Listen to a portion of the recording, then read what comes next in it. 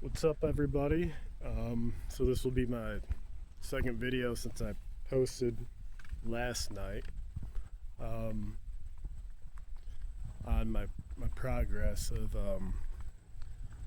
breaking some of these limitations and getting used to some of these feelings that are associated with panic disorder, which I've had for a long time.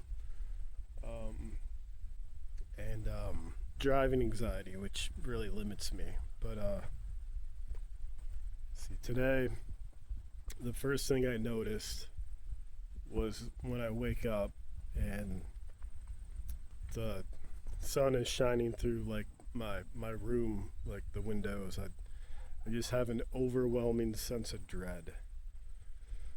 I don't want to get up. I want to sleep. I feel exhausted. And from my, I guess my conclusion is I'm on edge all the time, so I'm tired. I don't want to get up. Mornings are they're very difficult for me to get going, and I found myself laying there, and it's a Saturday, so probably laid there till about 10:30, and then got up and just really didn't want to do anything. And it's a continuous thing. It's a continuous battle, and that's something that I've noticed about like panic disorder. Just the dread of each day. It's very hard, but like I said, I want to really take a look at this and see some, recognize the patterns and go from there.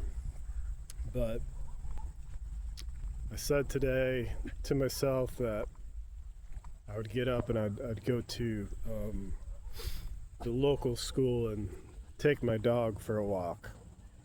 And lately, my safe space for driving, where I feel, sorry, there's dogs barking in the background if you hear that. But lately, my safe space for driving, usually people with driving problems or panic attacks while driving, they don't go very far from the house. And this is something I've worked on before and I've gotten past, but it comes back from time to time, and it's one of the reasons why I've started up again doing videos. So I got up and I drove to a place that I'm comfortable driving, which is like right around the corner. It's a corner store. I wouldn't say comfortable, but bearable. Probably on a scale of 1 to 10. It's probably like a 6 or 7. And if it's the morning and the sun's out and it's bright, I don't know why that bothers me. I think that I've looked it up before, and it might not just be me. For people that suffer from these kind of things, it seems to intensify some of the dread of the day. Just because everything feels in your face, when the sun's shining and it's just boom, it's there, A lot of time I find that night times are easier. I've read on group pages and forums that people usually lean towards that way. But the place I drove to today, I didn't take a video because I don't have a dash cam or anything or like that, and don't want to get a ticket. It's not too far from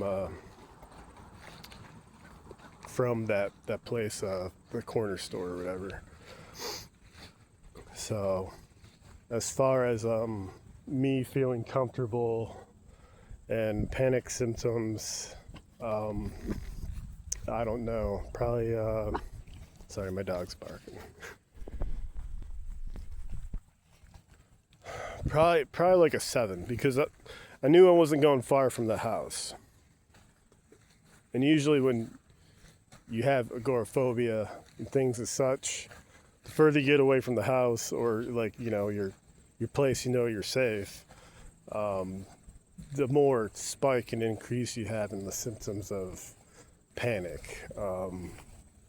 Like, usually in my head at least, I'm like, okay, I'm far away from the house, safe, I'm far away. I'm like, oh, if I have a panic attack, I'll be that much further away from safety, and I'll have to deal with that. And it's embarrassing. It's not only embarrassing, but things go through your head like, how hard is it going to be to get back? Can I get back? So those are things that I am aware of. So this was a little past my comfort zone, and it wasn't too bad. I'm used to, in the past, I've pushed a lot, like exposure-wise. Right now, taking this video and walking my dog, I probably feel like a little more anxiety, because I'm trying to focus on more than one thing, and I don't always feel like super present.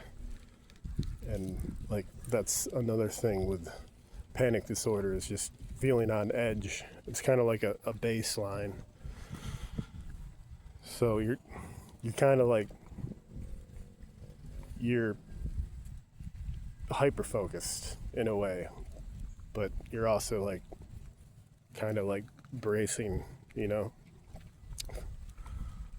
And logically, you know, that's not how it should be. It's just how it is. It's how the brain has gotten. So we made it. Starting to feel a little anxious. We're gonna have to go back pretty soon. So those are just my observations. If anyone else suffers from those same things, feel free to let me know. Just kind of doing a real deep dive to breaking this, and seeing if I can help, I don't know, pave the way for others, and not just myself. But you know, here we are. It's around noon-ish, a little before noon. It's not my best time for symptoms. And, you know, we hit our goal for today, which was to get out here. But also I feel like it's never enough. Like, I'm like, okay, we hit this goal, but I'm not cured, I'm not done, you know? And it leaves a little hole, you know, to say. In my head, I'm always like, I could have done more. And I think that's me being hard on myself. And, you know, I deal with a little bit of depression too, so people say I've always been kind of hard on myself. But it sucks living with this, you know? So you want to, in my head, I want to do everything possible, but at the same token, you can do that. You can go like 100%, you know, and with exposure and driving.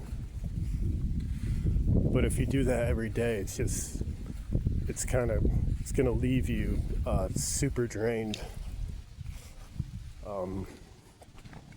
So from my readings, from my experience, you know, the path to recovery or the lessening of these symptoms, it's not linear. I kind of I hate that phrase, but it's true. It's not linear. It's not always a straight line, which is why I've come back to where I am, where things are kind of not as great as they've been. So, I don't know, I guess that'll be my video for today. We got out.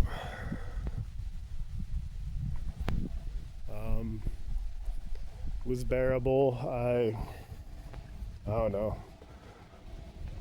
I suffer from derealization symptoms where like I don't feel fully there because I'm just kind of like wired all the time. It doesn't look like it, but I'm like on edge all the time, and it probably doesn't look like it because I'm used to it, you know, it's my baseline.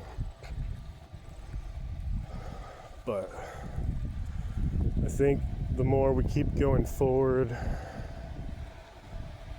maybe that'll lessen. We'll see. This is why I'm doing, you know, these kind of videos. So I'm going to finish my walk with my dog and kind of see what's going from there. I also wanted to note that, you know, people and myself that deal with these symptoms, you know, that they're super anxious at times, or if they have panic attacks or close to panic attacks, they might come off as like mean or you know, like guarded, which could kind of come off as like, oh, this person's kind of mean. Just kind of want to note that's a symptom. It's not always the case. It's just the person dealing with the symptoms internally. You know, someone's trying to have a conversation and that individual is having a hard time, and you know, they're not receptive to talking about it because they're just trying to get through those feelings of panic. That might come off to the other person as this person's being really mean to me. But I just want to say to those people that have loved ones that deal with this, it's not the case, and maybe try and work with them, and maybe the person experiencing the symptoms kind of recognize that and just be like, hey, I just need a minute, because that can kind of interfere with relationships, especially among loved ones. Sorry, just getting little spikes in anxiety, but it'll be alright. Alright, so that's gonna be my video for now.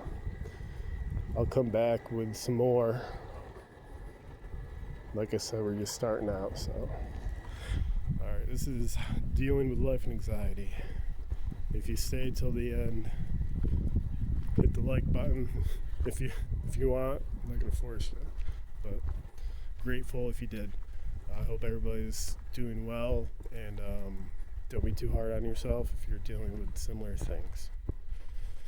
Alright, I'm getting off of here. I feel weird recording myself in public. I know most people don't, because you see it all the time on YouTube, but I do. So, alright, peace, be safe.